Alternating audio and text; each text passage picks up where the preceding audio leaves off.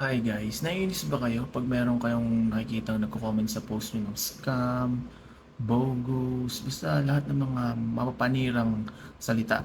Okay, so may tuturo akong tip sa inyo. Punta lang kayo dito sa botcake.io, tapos punta kayo sa page, tapos makikita nyo dito, comments, tapos click nyo yung general. Tapos dito, hanapin nyo yung automatically hide comments containing keywords.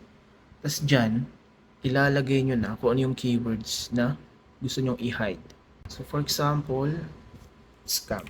Ayan, enter lang natin, tas save. So pwede nyo pang i-block yung customer or yung tao nag-comment na yung scam.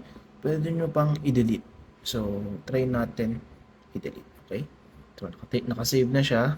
Then punta tayo sa page. So makikita nyo, ito yung page, si test demo. Type natin yung keyword na scam. Yun. Tapos kung makikita nyo, pag ni-refresh ko tong page na to, nawala yung comment. Galing, di ba?